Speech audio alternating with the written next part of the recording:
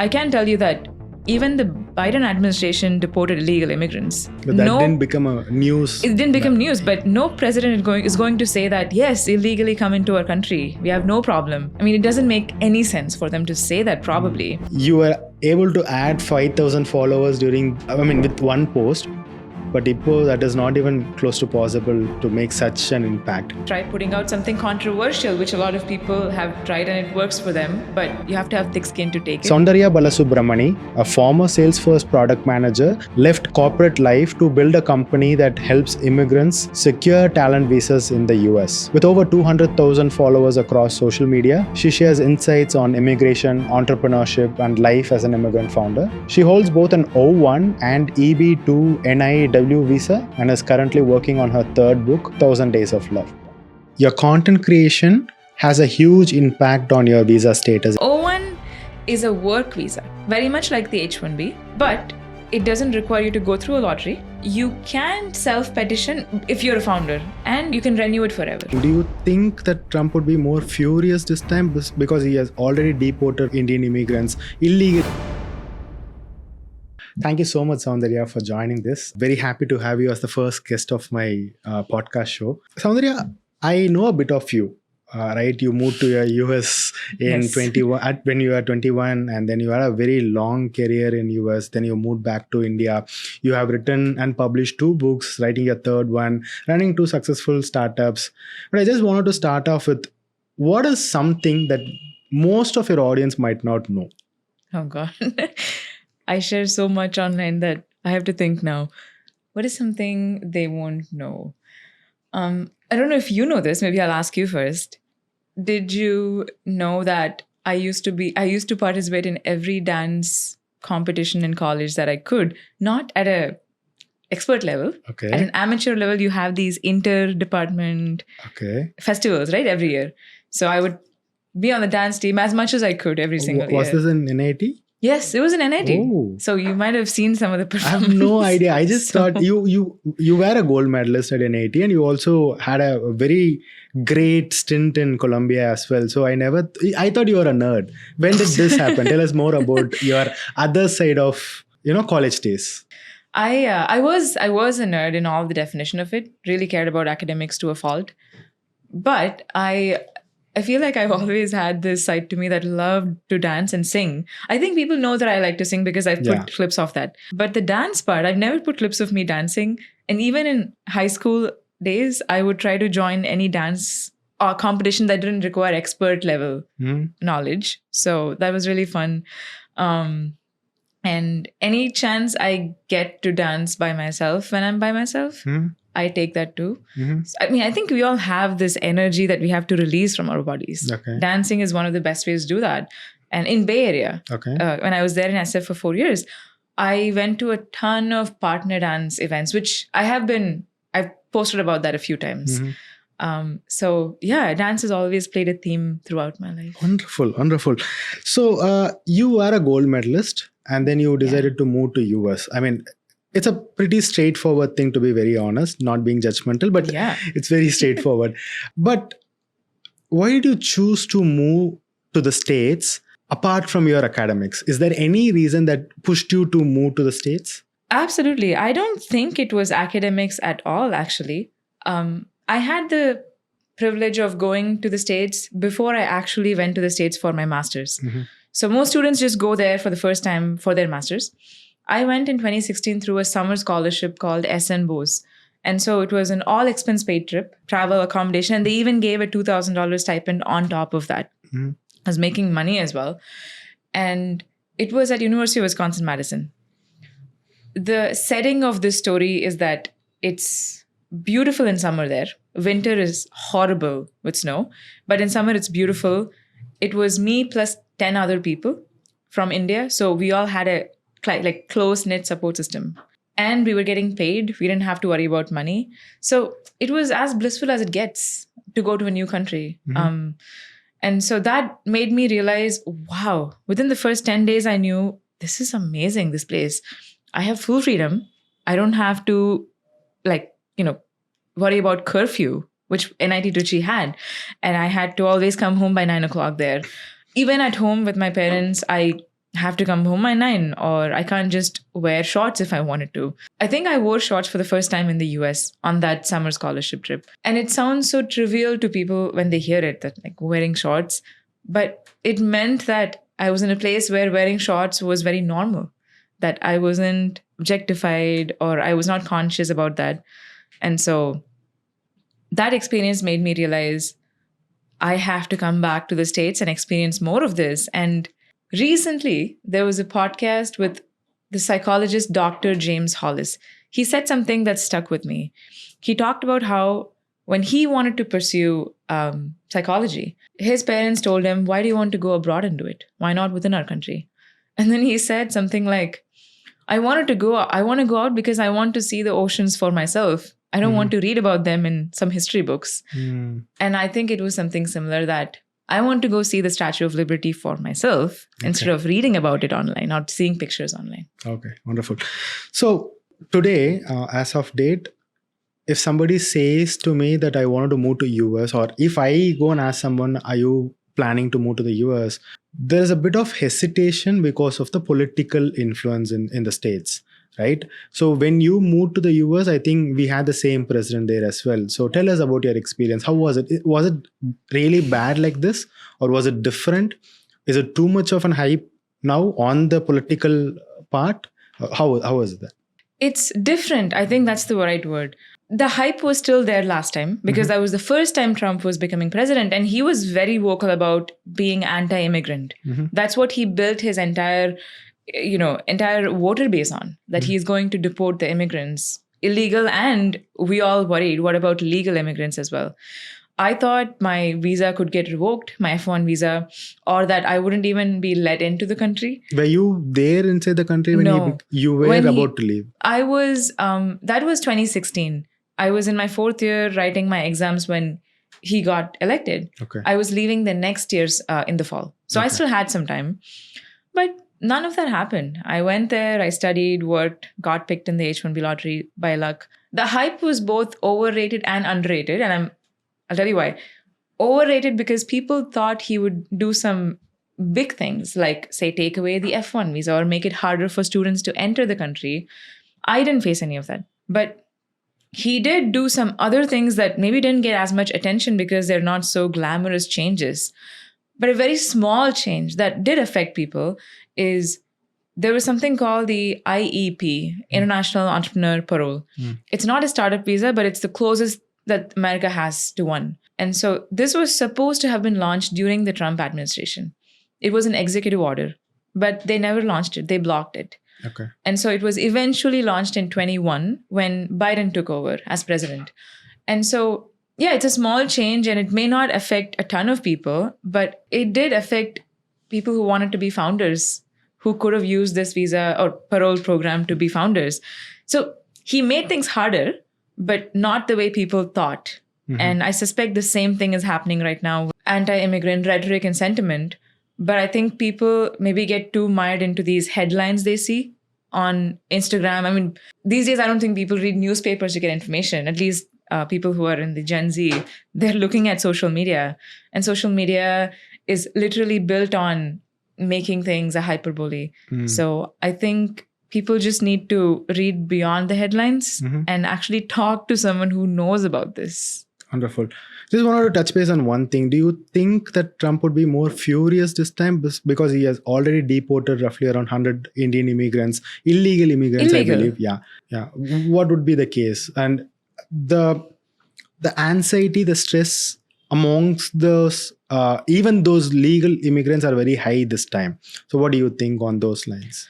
I mean, for legal immigrants, so far, I haven't seen any policy that has made things harder for, say, getting the H-1B picked or the O-1 talent visa, EB-1A, pathway to green card, and so on.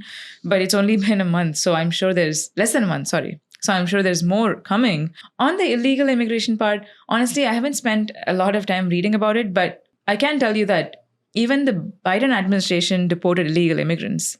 But that didn't become a news. It didn't become news, but no president is going to say that, yes, illegally come into our country. We have no problem. I mean, it doesn't make any sense for them to say that probably. But I'm just saying that I think with Trump, since immigration is such a core focus, It's like there is a more bright spotlight than the previous administration had. But I will say the previous administration, I observed their policies closely because I send out a newsletter that reaches 27,000 immigrants a week. And so we did cover a lot of policies that they published, and they were, for the most part, pro-legal immigration, at least. They made things slightly easier and easier for legal immigrants. Some people say it also made it harder, but I think on a net total, it made it easier. Got it. Talking about those visas, you had your H-1B. So let's delve a little more into that. Yeah. You, after graduation, you joined one of the premium organizations, the top MNC Yes. in the world, and then you quit immediately. What was the reason? I feel like I quit after a lifetime there. I quit after 2.5 years. But I wanted to quit within the first few months. Keeping that story aside, I just felt like when you remove all the layers of having a shiny corporate job, like being a product manager, earning a lot of money, I will not lie, getting all these benefits, being around smart people, having access to even stuff like breakfast and lunch. When you remove all of those layers, what you're really left with is, I think, what matters in the end, in the long term. And I was left with a job where I was mostly just, following up with engineers and data scientists to see if they did their job, if we could rally a bunch of people together to push some agenda forward for something in somebody's like checklist item, right? So I'm sure it all contributed to in some way for the bigger organization. I just felt like it wasn't enough for me specifically, because while having this very corporate life on the outside of being a product manager, having a master's, I always was doing some experiments on the side, many of which never, ever, ever panned out to anything. But I kept writing. I started a YouTube channel when I was in Colombia. I tried a lot of newsletters over the years. And so I always, I had this like ball of creative energy that was not used at work. So I would have it in the evenings. So I would use that time to try something. And one of those experiments was my first book, Admitted. Mm-hmm. Admitted is meant to help students who want to study abroad. And so that book was like a baby. It took 9 months from ideation to fruition. And so that made me realize, wow, this is how I would feel if I was working on something from scratch. And I really want to do this more. Was this when you were part of Salesforce or? It was actually. And this is where, a lot of people have asked me, can you publish books when you're on F1 or H1B? The answer is a gray area. I mean, to this day, I haven't made a single penny from Admitted. Okay. And that was not the point anyway. So I just wanted to write this book. I was on an H1B when I published the book, but I only published this in India, and a publishing agency in India really got all the revenue and rewards from it. Mm-hmm. I just wanted to put something out there. Okay. So, yeah. Soundarya, I'm not going to delve more into the immigration part, but I wanted to start off with this content creation journey as such. So I know for the fact that this content creation has impacted a lot in your life, especially with the visa status. But before that, tell us more about when did you start creating content? What was the first content that you created and which platform? I guess I probably had a LinkedIn account since 2013, first year of undergrad. And Instagram around the same time. But it was mostly just to put out, something once in a year. Like when I graduate or when I get an award, I would just put it there saying, hey, I got an award. I didn't really use it as a content creator until end of 2022. So about 2 years ago is when I began posting on LinkedIn consistently. Okay. About a year-ish ago is when I began posting on Instagram consistently. YouTube is interesting because YouTube actually was the very first platform that I started posting on. This was in 2018. During my time at Columbia, I had this idea of, I want to create a video on like steps to get an internship, because I had just gotten my internship. It was a hellish process. I thought, what if we try to create a video on this for other people? And so that video took me weeks to write, script, shoot. And I was shooting with a phone camera under a tree in some park in Colombia with my friends helping me. It was the most amateur production. But that video somehow got like 10,000 views in the first few weeks or months. But only because And this is another great point on content creation is people think you create content, people will come. Just create good content, people will find you. But nobody gives a shit. Everyone has so much to consume already that you're in some corner of the internet. So content creation is half the battle. The other half is how can you get people to know you exist, to care about you, and to consistently come back to you. And so, yeah, that first video, I put a lot of effort into distribution. And what I mean by that is I would post about it on Facebook. I would literally like DM anyone that I knew on WhatsApp and Facebook saying, hey, check this video, I just published it. And then hope they share it with their friends, which many of them did. So that first video took the most amount of time. So your first format of content is video? Yes, it was video first. On? YouTube. When was this?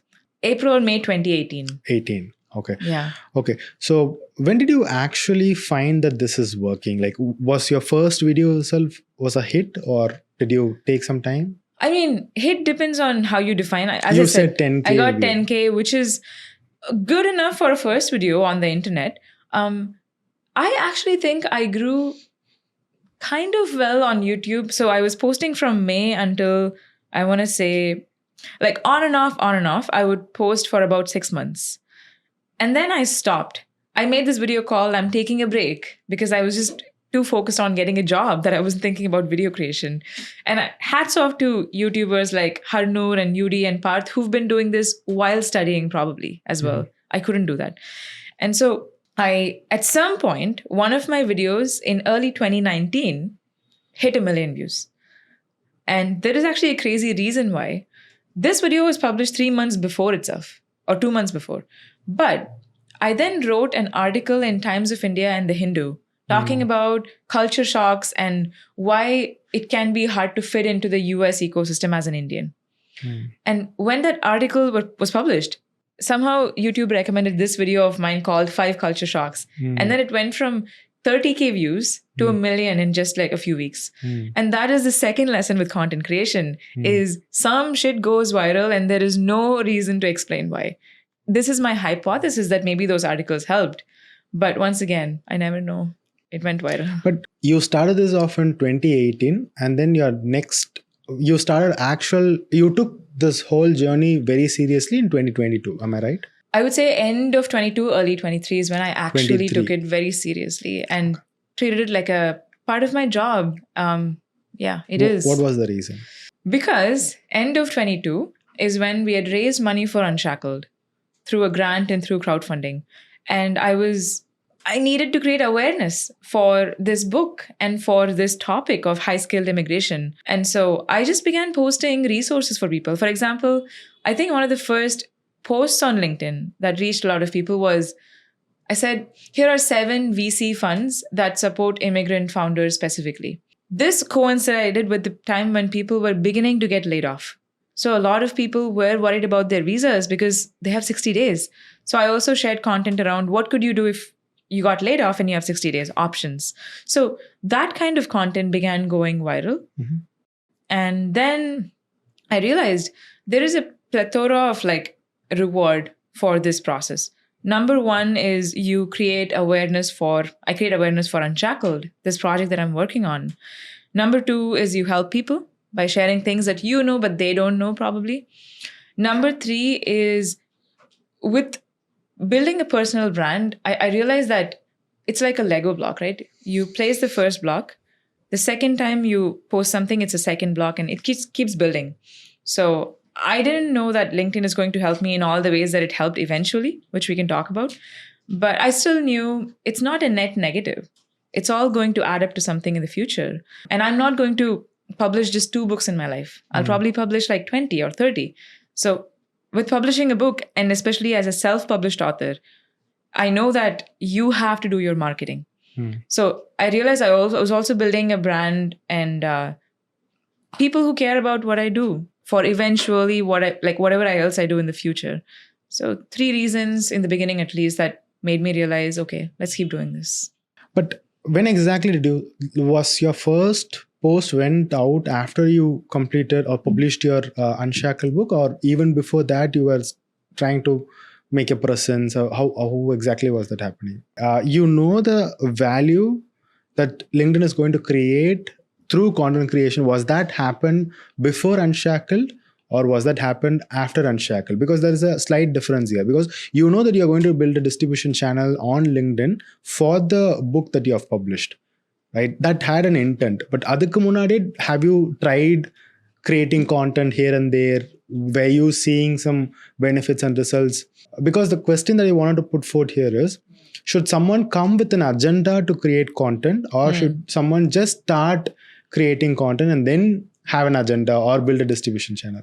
I mean, I would say the latter is better for most people. But what did you do though? Okay, so in terms of just numbers, since we're talking about content creation, when I began Unshackled around September, October 22, I had about 10,000 followers on LinkedIn, about 7,000 on Instagram, and newsletter subscribers was maybe 2,000.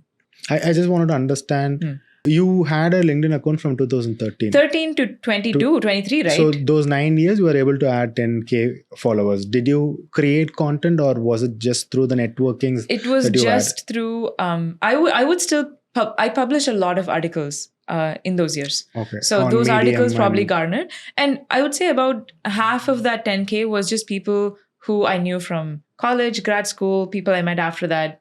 Just that network. And the other half were people who probably found me through Admitted. I did write a book before, right? So I had to do some marketing for that. Or people, so let's talk about that phase. When you want to talk Admitted, about the first, like the very first beginning. 0 to 10K. 0 to 10K. Right. So that was, let's go to Admitted then. With Admitted. This was in 2000? This was 2020. 2020. During Admitted time, I had YouTube, where I had amassed about 20K followers. And this was through that viral video mainly, and then all the other videos that I put out as well. But it's still on YouTube. It doesn't mean you have their emails or you can reach out to them in any way, right? So for Admitted, I set up a pre-order page. And I just, made a video for YouTube saying, hey, we're launching Admitted. And I also published on Facebook, LinkedIn, Instagram, whatever follower count I had. I talked about Admitted. Maybe about 500 people or 300 to 500 people actually ended up pre-ordering. And this was after intense marketing for 3 months. Okay. What was the follower count back then when these 500 people pre-ordered? On YouTube, it was 20K. LinkedIn was probably like 6, 7K. Okay. And Instagram was also, I would say, 4, 5K. Okay. So those were, once again, I was always a content creator, not in the social media sense. I had been putting out articles for a very long time. So people came through that. Some of my articles went viral within the university and in other circles. So it was predominantly those articles that you wrote. I would say so. Not content. Articles, what today's content creation was not and happening. YouTube. Because the 20K followers on YouTube, you can imagine maybe 10% of them found me on LinkedIn, Instagram as well. And they followed me there. So, but it was just articles and YouTube. I didn't put any other effort into building that initial audience base. So let's now talk about those 10K to the next set of audience that you built right after Unshackled. So when you decided to have a distribution channel on your social media platforms, I think you chose LinkedIn over Instagram and YouTube. So when you decided to do so, what was your approach, and how did you start seeing the results? How long did it take? Sorry, adding this. Okay. So LinkedIn began end of 22. I think early 23, it was at 20K. So it went from like 10K to 20K in a matter of maybe 4 or 5 months. What were you doing? That's what. Layoffs coincided. Okay. I was posting about resources for immigrants during layoffs. And some of those posts, I remember one of them reached 3 million people. And, that one post added 4,000 new subscribers. Okay. So that's what happens, right? Like one viral post helps.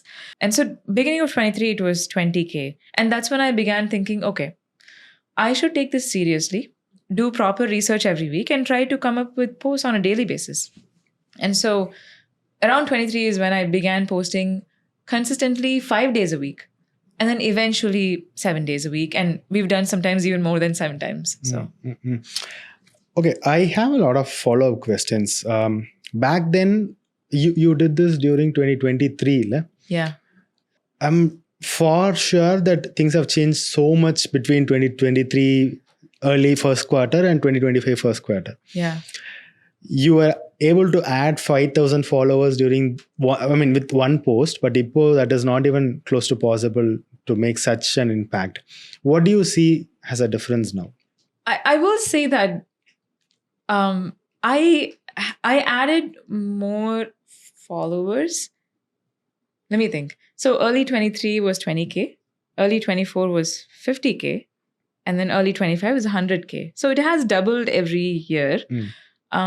But I do think there's kind of a slump that I've noticed in the last 6 months.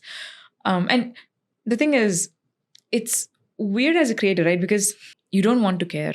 You want to focus on just do the work, like follow the habit, which is to create content every day. But then you also can't help but care a little bit when you log in and you're like, oh, I'm putting in so much effort, but it's not actually reaping any rewards. So that's still something I'm trying to figure out. But one way I think I've cracked that code is just don't log in often. Like I would log in once in a few days and just respond to comments, messages, and then log out. I don't have LinkedIn on I don't have anything on my phone. You've seen my phone. It's like something from the 1980s in black and white. So all of those things have helped. But I do think the things that went viral before are not going viral now. And I was talking to a creator yesterday, actually. They have a few 100,000 followers. And they were telling me right now, LinkedIn is really promoting carousels, tons of carousels. And 6 months ago, you were telling me LinkedIn was promoting videos because it was just introducing videos. So I feel like it keeps changing so often. And, I'm not going to keep up with the trend. So unless I have someone who can help me with that, it can be easy to like feel like the same effort is not getting the same result on these platforms. Okay. Could you also walk me through what were the 3 things that you used to do when you were almost zero or nothing? Or let's say like early 2023. And what are the 3 things that you would do now to move from 100K to 200K? Oh, I wish I knew. I mean, I have no idea what, if the next year is going to be like the last year, 2 years where we've like doubled. It wasn't even intentional, the doubling process. Some things went viral and a lot of things didn't. It just, it happened along the way. But if you have to restart it from let's assume. So the question is, if I'm starting from scratch today, what I would do? Yeah. To at least get to that first 10K. Let's talk about that. I am a huge believer in setting up a system. I mean, you know how painfully organized I am on Notion. But I wouldn't worry about systems in the beginning. Like I wouldn't worry about, okay, have we set up the perfect process to go from ideation to publishing? Rather, I would just experiment a lot. Like I would, for example, I would try putting out something controversial, which a lot of people have tried and it works for them, but you have to have thick skin to take it. And not controversial in the sense that don't go out and say, something anti-immigrant unless that's what you believe. I meant it's called a spiky point of view. Like Vescow talks about this a lot. Something that is not contrarian, that's something that is contrarian, that most people don't believe, but you strongly do and you have a reason for it. Go out there and talk about that is one idea.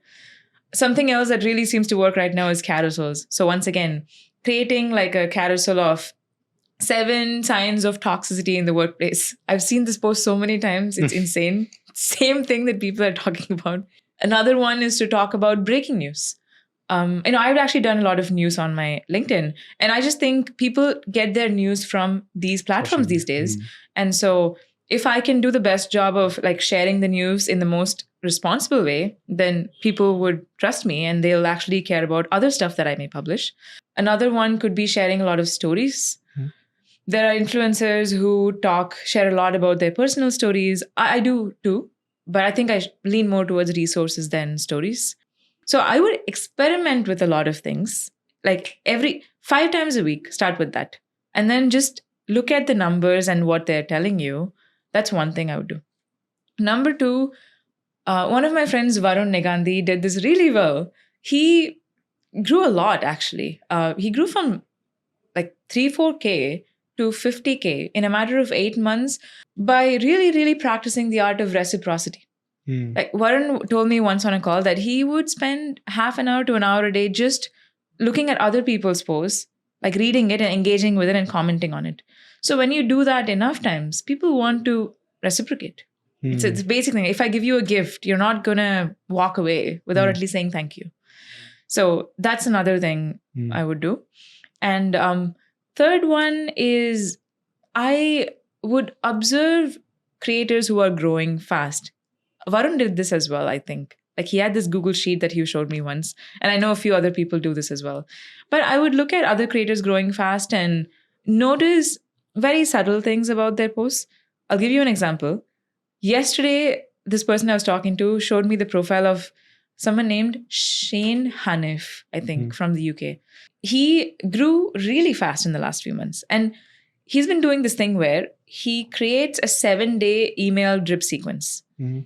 Every day, he creates a Google Doc with an in-depth like resource sheet of, I think the email is about, drip sequence is about how do you grow an agency and get clients or something like that.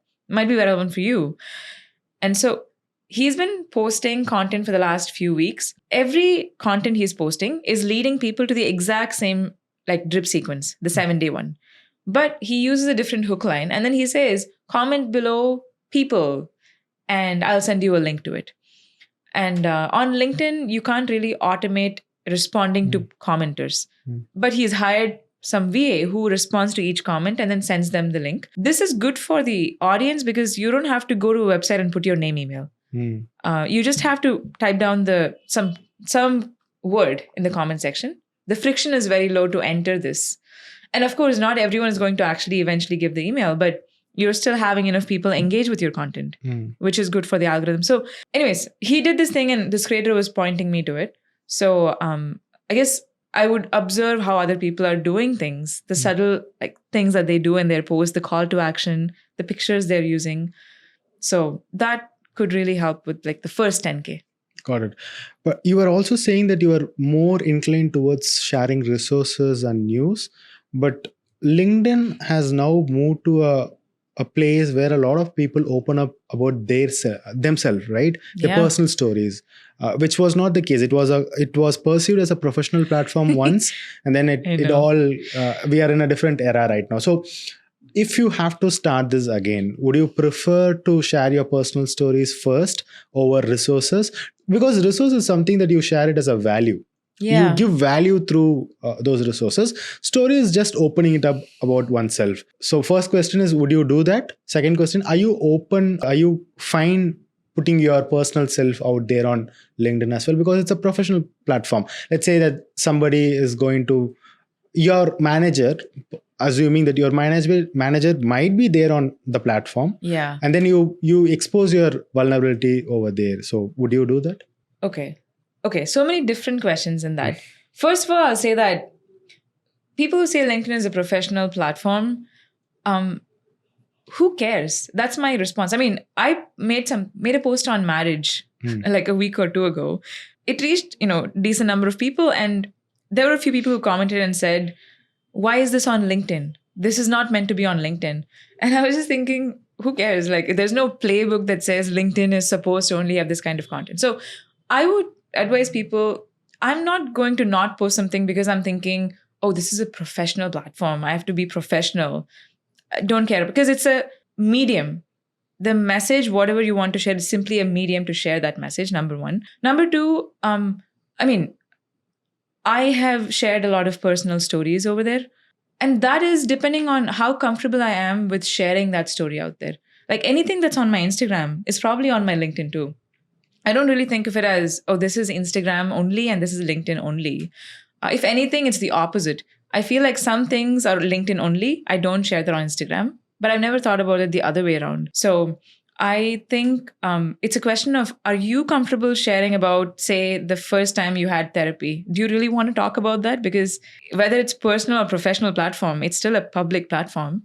And it's going to be there forever until you delete it. And even after you delete, it's still there in the Wayback Machine or Internet Archives. So are you comfortable with it being out there is the question I would think about. If I were to start today, would I do resources or stories? I mean,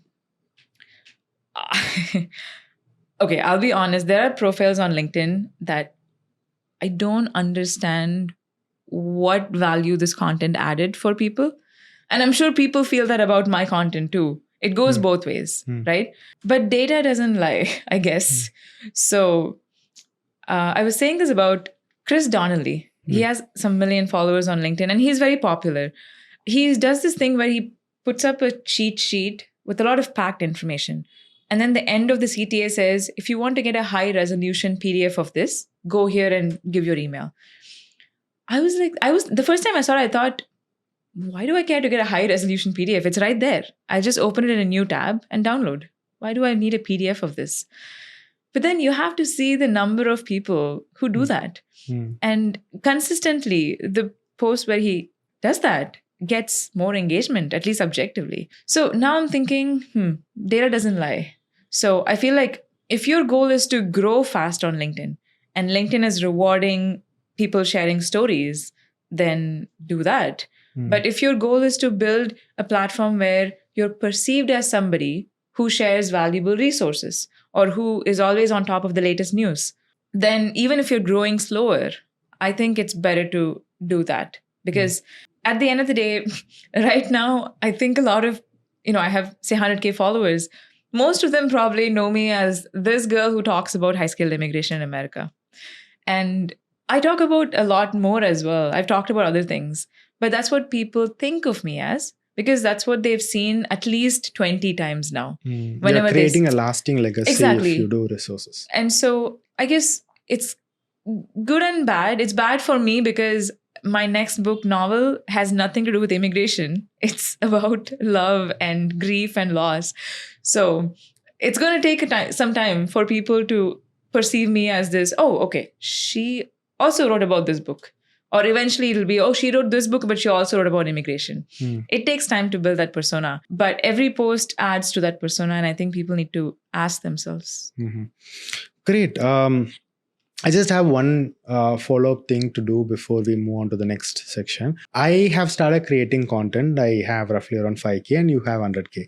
Let's talk about the systems and processes that both of us follow. I'll start off with mine. Yeah. We'll start with the research. So, or rather the niche first.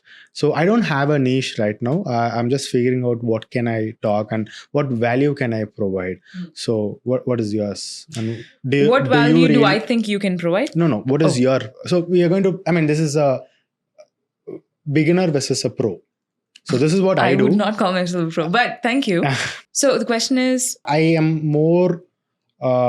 lean towards finding a niche for myself. Okay. Does a pro do the same thing, or the pro is more open about creating values irrespective of the expert field?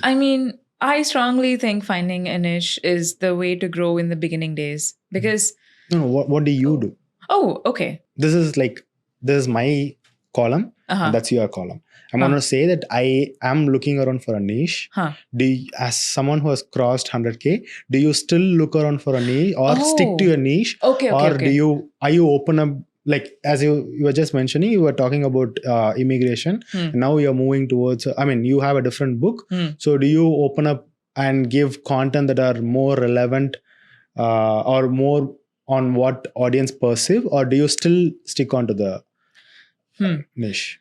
I think if you ask me in a year, I'll have a great answer to this. Right now, I'm in that limbo state of figuring it out. But I can tell you that I absolutely want to branch out because I may never stop talking about immigration, but I'm definitely going to start talking about other things right now. For example, there's this course that my mentor, Godfather Rajesh and we are currently creating it. And this course... it's called Beyond Luck. This is actually the first time I'm saying the name out loud. Beyond Luck. We're teaching people how to build this unfair advantage, as Rajesh calls it, in your life and career. And so this talks about everything from childhood wounds to parents to jealousy, rejection, failure, heartprints, and all these different topics. So soon enough, you'll see me talk about these topics because I've branched out to some other projects now. And so in a year, I'll know exactly what that distribution looks like. But for now, all I know is I really want to start talking about this next project. Okay. So I do roughly around 3 to 4 content pieces in a week. And you? Well, I do 7 a week. Sometimes it can be 10 as well. And I I am trying to sit on a very particular day and the time to create content, but most of the time I miss out that schedule and try to figure out a content here and there, and that's why I'm able to do it only for thrice or 4 times in a week.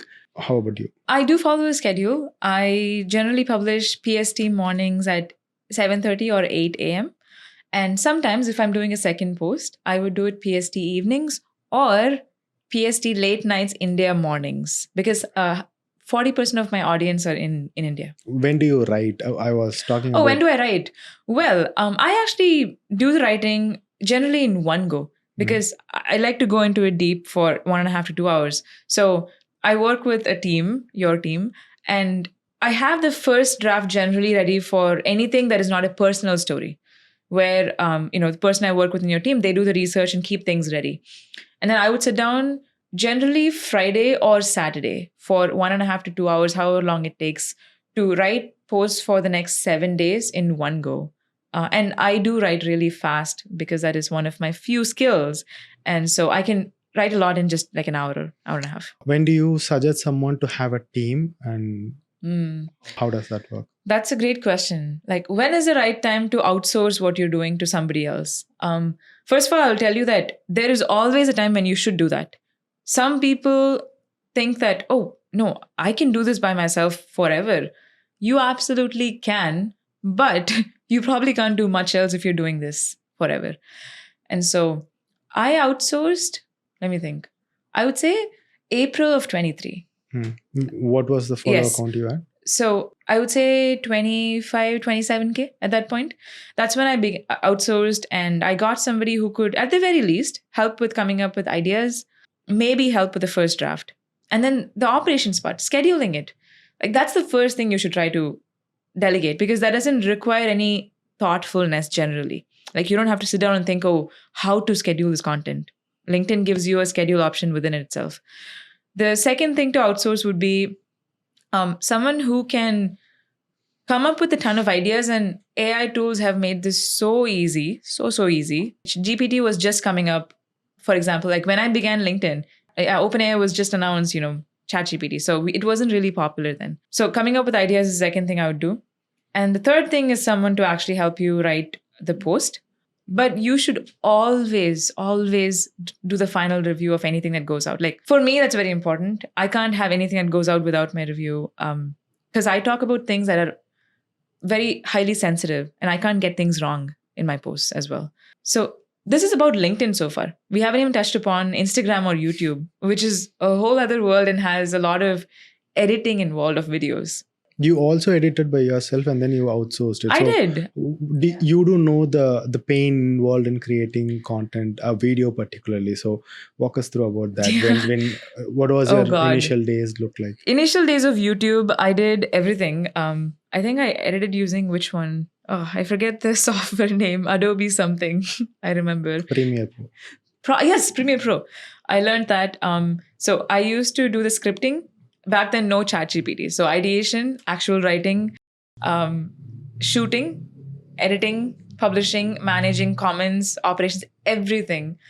Per video, editing would take me easily 6 to 8 hours, I would say. Because these were videos with about 20 minutes long, maybe more.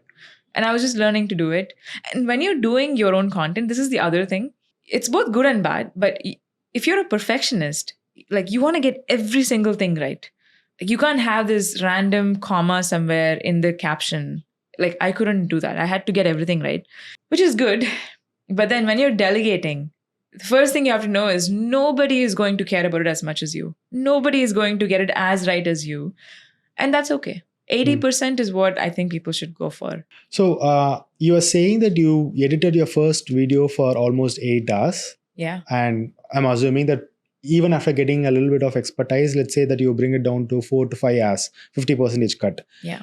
When you outsource this, you are potentially saving those 4 to 5 hours of time per video, that too. Yeah, almost. I think you still have to be part of the review process, give feedback. But eventually that comes down to 15 minutes probably. Because for a 10-minute video, you're like pausing, looking at things and giving a review. It takes me 15, 20 minutes per video. So yeah, you're saving potentially 90% of that time the moment you start outsourcing. Hmm. And as I said, it's a double-edged sword. The other side is that you have to be okay with mistakes. Hmm. Yeah, you just have to tell yourself that 80% is what you should aim for. And as long as you give feedback to that team and they improve, they don't make the same mistake again. Because if they're making the same mistake thrice, then either it's a problem with the system, something is going wrong, miscommunication, or they just are, not very good at taking feedback. Okay. You haven't answered this question, which I previously asked. Like, when exactly should someone outsource? At the beginning or after? So there is this analogy that most of the people inside the native language would say, or this is what I have heard. If you want to start a tea stall, you should know how to make the tea. Yes. You should know how to make the tea. Yeah. So to outsource your content creation, do you have to know how to create content? And when exactly do you have to outsource this to an agency? These are the two questions. It's very interesting. I just realized as I'm talking to you that I outsourced it to Instagram. For Instagram, I outsourced from the get-go. But for LinkedIn, I didn't. I did it by myself for a good 4 or 5 months before I got somebody else in. Because Instagram actually began posting content from December 2023. So a year and 2 months. I never edited the videos myself for Instagram. Even the very first reel that we put out, I didn't edit that. Because you had a past experience where you had to sit down for 8 hours. Yeah, exactly. I had some YouTube experience. So I guess, technically I did do it myself before. It's just been many years. So when should you do it? Not at the beginning. I do think what you said is, I believe that any great entrepreneur, like you're solving generally a problem for yourself and then you scale it to other people. So with content creation, similarly, you need to learn how the entire system works so that it's not just about the matter of experience. It's also, you should be in a position to give feedback, and you can't do that when you don't know the process yourself. For example, I know Notion in and out. So when I tell you guys that, hey, please add a comment for this, I know you can add a comment on Notion in a page or create a synced block. I know it's possible, but I can't just tell you to do that if I don't know how it works myself. So just a vague example, but I definitely think you should do it yourself, at least for a month. If not more, like at least a month. So you're saying that someone has to at least try it for a month before outsourcing it to an agency or someone else, right? What are the 3 values that you saw, or 3, let's put it this way, like if you are going to outsource it to someone, what are the 3 advantages that I as a creator would have by outsourcing? Let's talk both advantage and disadvantage, because there's both. Advantage is obviously you save time. In the beginning, you may have to train them. So you are investing time to then save time. So, keep that in mind. So saving time is one. Number 2 is you just have more capacity. It's because the agency, if it's a good agency, they're not just going to do the outsourcing part and do what you're being told, what you tell them to do. They might also be market experts. They might be observing the LinkedIn algorithm, the Instagram algorithm, YouTube algorithm. So they know what the algorithm is telling. And the moment LinkedIn says, oh, I'm going to now boost carousels, they would know that. You won't, because you're not the one actually sitting and monitoring that. So if it's a good agency, they would also step in and tell you, hey, I think we should start doing this instead. So that's the second thing, is you get expertise and just more capacity. The third thing I would say is, I guess the capacity is actually a third point. For example, let's say I want to quickly set up a landing page on a website to push out a lead magnet on LinkedIn. Doing it by myself versus having somebody else do this, I just have more capacity. I was thinking about this today, that I hired a chief of staff / executive assistant full-time last month. He was working with me part-time for 3 months before, and then he converted to full-time. I can't tell you the kind of peace of mind I have now.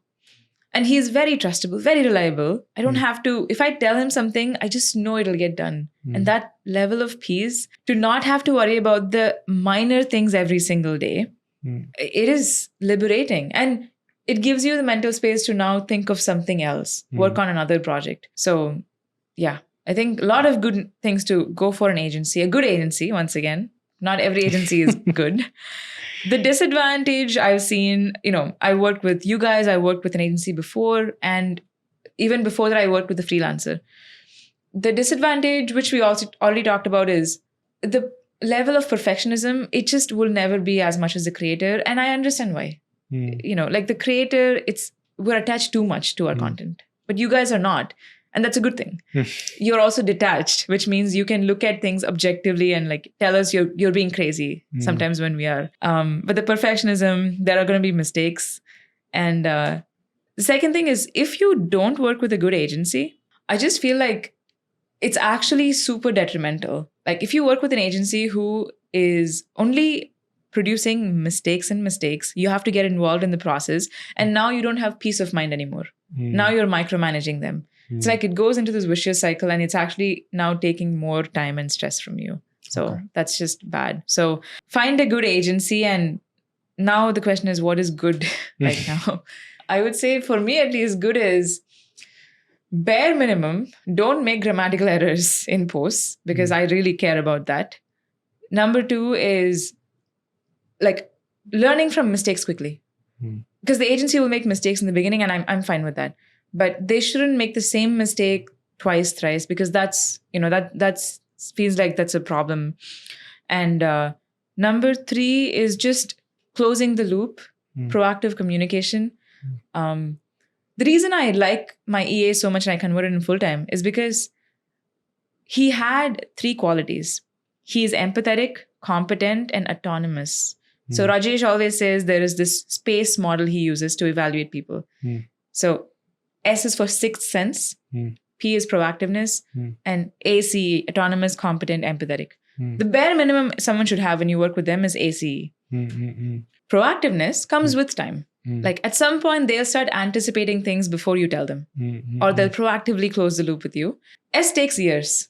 Like someone who can see 10 steps ahead for you and then do it for you. Like he's not there yet. But my EA is slowly developing that proactiveness right now.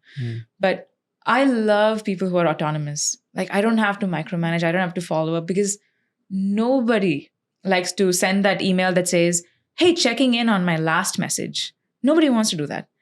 And so that's important. Okay. One last question on the content creation journey. A lot of people wanted to create content today for the monetary benefits. How do you see that? And where do you see them? And a lot of them don't make it through as well. That's the data that we see. So what's your take on this? Maybe I should talk about how much money I've made from content creation.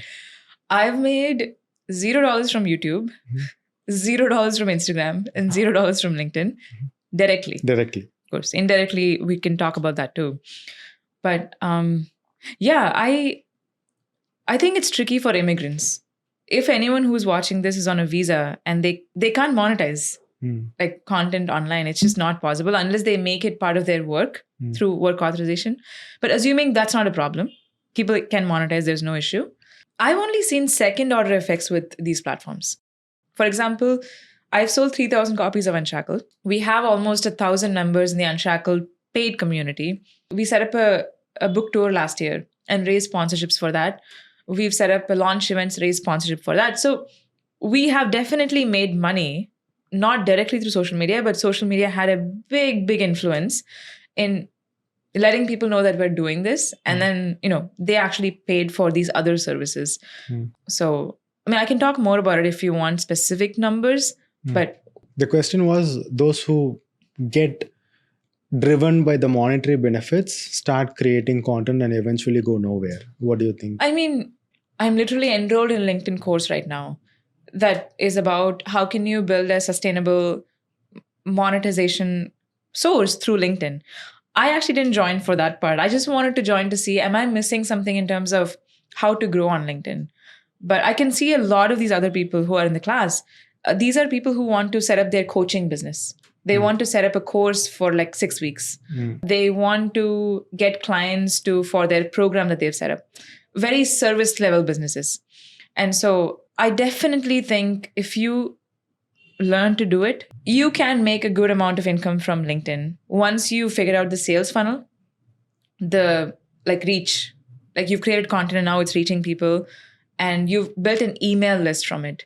Email list.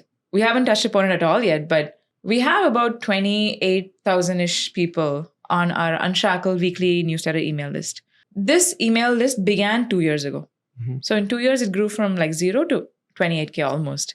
That has been the biggest asset, I would say, more than LinkedIn, more than my Instagram, more than anything. Because these platforms, it's like if they want, they can tone down the algorithm on something, and then the same thing you did last week won't work this week at all.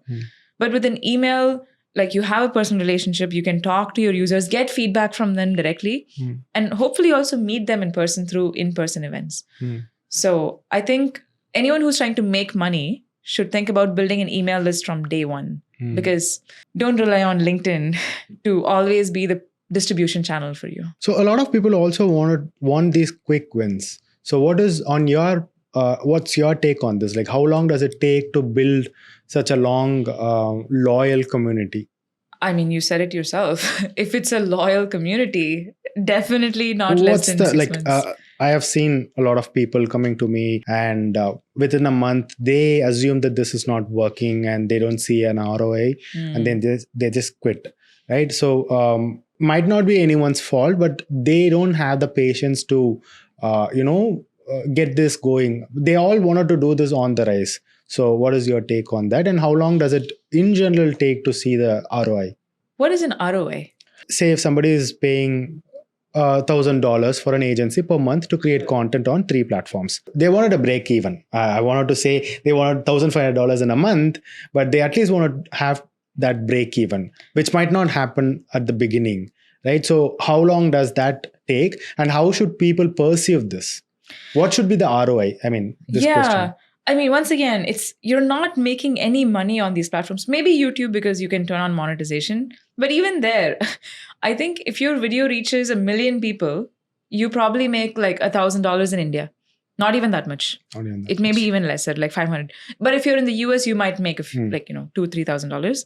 But that's what I'm saying. 1 million people has to see from the US. They have to be in the US for you to make that money.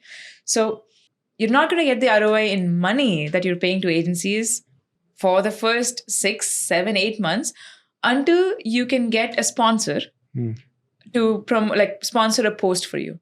I've done this a few times, right? On Instagram, like I've worked with Krobo Money. They have been a partner for the last 6 months, and they pay me to create content for them.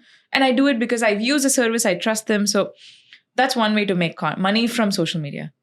Another way is to just turn on monetization on YouTube. And a third way would be if you have a service that you provide, channeling people to that service through social media. So I actually think you don't even need a follower to do that. If you can get really good at outreach messages and just getting people on a call, I don't think you need a follower count. It helps to have a follower count. Well, the distribution channel builds authenticity. So when you build a channel, when you have so much people who believe and trust in your content, then that makes it easier to drive the sales. I will tell you that like having a follower on LinkedIn, like say 100K or whatever, it absolutely has opened doors for me. And not even open doors. People have walked into my door or my house because of that. People who I really admire and respect, who I never thought would care to talk to me. But this helps because, people care about the numbers. But I was going to answer another question you asked. How long does it take? How long should one invest in? That would be the better way to frame this. I think that's the wrong question, actually. The right question is, after you spend 3 months, okay, let's say 3 months is the answer, but that's not the answer to your question. The actual question is, how long should I invest my time and money to see if I enjoy doing this, if it has provided any value at all for me? And because it's going to compound. I can guarantee any creator, if you do it long enough and if you constantly keep like updating the way you do things, it is going to compound. You're going to hit that hockey stick growth and grow. But the question of, are you actually going to enjoy the process, or do you wake up every day dreading opening social media? Because that is sad. And I'll give you an example of this. I ran this course for 2 cohorts back in 22 or end of 21, early 22. 6 months it took, the whole thing. it only drained me. Like it drained me and drained me. I thought, oh, I'm going to enjoy creating a course and teaching people live. It was so draining. And by the end of it, I realized I don't want to do this. I want to write. I want to write books. So even though if I had kept it going, I could have definitely made a few $100,000 a year just from running these cohorts a few times in the year, probably. But I didn't want to because it was draining. And I just would rather put my energy towards something that makes me feel excited. So that's the real question. Do it for 3 months, give it your best, and then pause and ask yourself, was this draining or was this energizing for you? That's a tiny experiment you can run for yourself. Got it. Can I rephrase this way? Please. Do it for the first 3 months. Know the whereabouts, where it actually drains and where you actually enjoy. Do you first see whether you, like a lot of people create content because of the peer pressure today. Right? So do it for the first 3 months. If you really enjoy and see some results, then move it to an agency, outsource your work so that it becomes more easier for you to also believe in the agency and whatever they are doing. Otherwise, you're going to complain from the day one itself. Does that make sense? I like what you said about note down the things that drain you and things that energize you. There is a chance you're not going to hate everything. But you will, hate some things. Let's see, in my content creation, what do I not like doing? Well, there are days when I don't like to open LinkedIn at all because you can't anticipate what criticism you might get. You were talking about this post that you posted 2 days ago, and you shared this spiky point of view of yours. And, no problem in sharing that. It's a free country and world. But then some people don't agree with that. And now they backlash at you. And it's going to stay with you. Yeah. Even if it's just for a few seconds, it's taking up your mental space. So I've also had posts where I've said something that people don't agree with. And then I get into this keyboard war with people. And then later it lingers with me and I feel like, oh, I wish I hadn't said anything. Now actually I've adopted an idea. Like Rajesh was telling me, moving on, just say okay with a smiley. If you see somebody criticize you, say something, even if they insult you, okay, smiley, move on. And so I was like, I'm going to adopt that from now. And you should try that too. Sure. Just say okay. Sure. One last thing that I wanted to touch upon. I think it's very important for people to know that your content creation has a huge impact on your visa status in the States. Yeah. Tell us more about that and how did it help you? I got something called the O-1 talent visa end of 23. What is O-1 if you don't know? Oh, right. O-1 is a work visa, very much like the H-1B, but it doesn't require you to go through a lottery. You can self-petition if you're a founder. So I self-petitioned through a company I had founded, and you can renew it forever, technically. And so filed the visa, got it. But to get it, you have to meet 3 out of 8 criteria, actually 9 criteria. We'll talk about that. And you have to show evidence to the officer saying that you are one of the top experts in your field. You have risen to your field by consistent contributions. So that's the hard part. Like almost nobody meets the criteria for an O-1 in the beginning.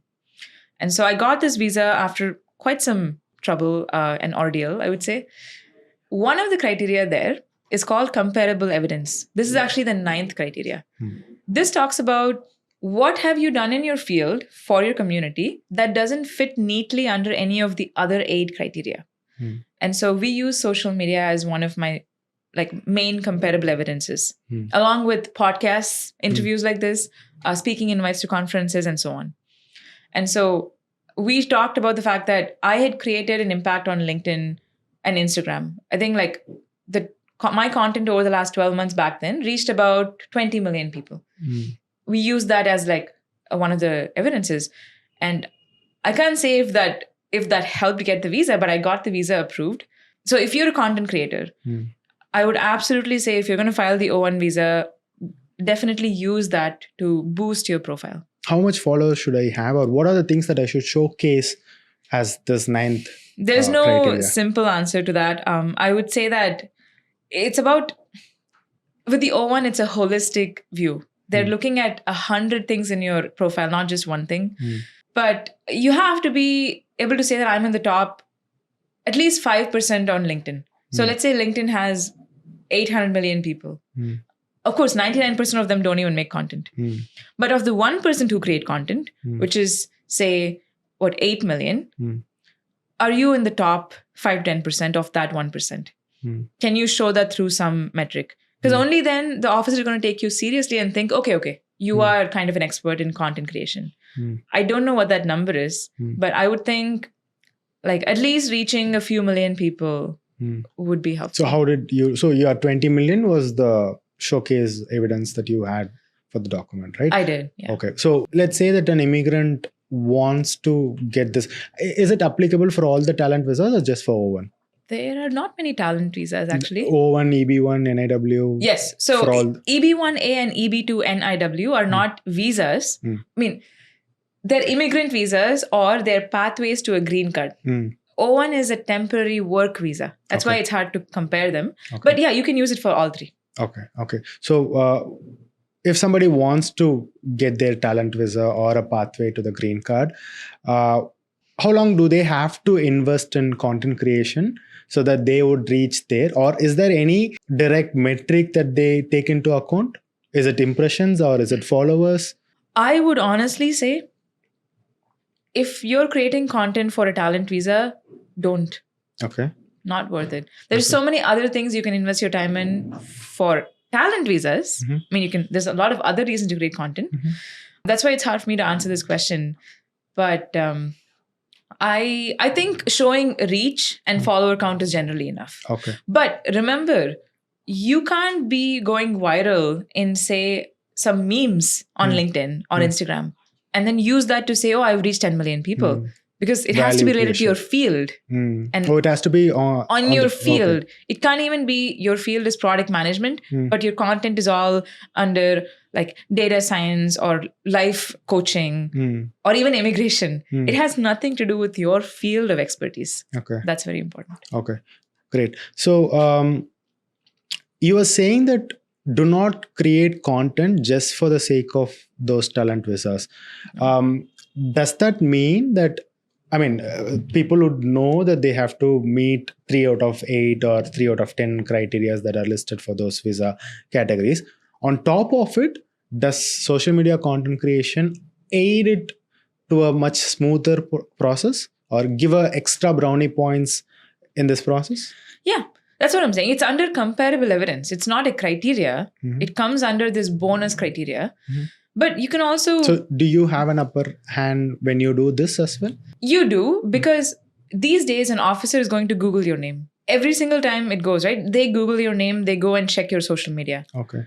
They're not checking to see if you have followers. They're probably checking to see, okay, what are you talking about? What are you doing? Are you actually a legit person there? And so on. Probably, I'm guessing. But if you have followers, that's great. Because then they'll see, oh, she's an immigration expert. She says on paper, she's also talking about immigration. So it checks out. Okay. So, great. I think we have had a very long conversation on social media and other things. I think I just wanted to end up this whole I mean, we can go on, but we have our own constraints. But so just wanted to end up this with a very quick rapid fire. Okay. Something you regret but would still do again? My course, the 2 cohorts that I did. Okay. What's your weirdest habit?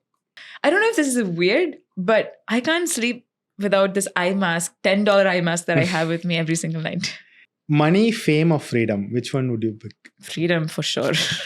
If you could steal one skill from anyone, what would that be and who would that be? Okay, great question. As a writer, I've been obsessed with this Pulitzer Prize winning novelist named Andrew Sean Greer. So I would steal his ability to create metaphors in his book. Amazing. As a content creator, I would steal the ability of anyone on LinkedIn who is able to create those beautiful like resource packed cheat sheets, which I still haven't figured out how to. Okay. What's the wildest thing you have done for content? Wildest thing I've done? Let's think.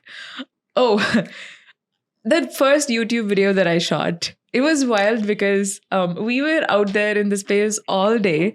And my friends, after like 4 hours, literally went and sat on the ground saying, we can't do this. This is too exhausting. I stayed there all day to shoot this 10-minute video. Okay. 10-minute video. So that was quite wild. If you lost everything today, followers, business, everything, what's the first thing that you would do? I would create an entirely new persona of myself when I start again. What would that be? Actually, it'll be of a novelist since I'm Okay. trying to be that right now. Okay. One piece of advice you wanted to give for someone who is starting to create content today? I would say you're going to have a lot of bad days. Bad days because of somebody on the internet saying something rude, or because you put 10 hours of your time to create something and it has 10 views. It's going to happen. I would just say on those days, watch some motivational videos, have a good night of sleep, eat junk food if you need to, although I don't advocate that. But then remember that it's a habit, not a skill.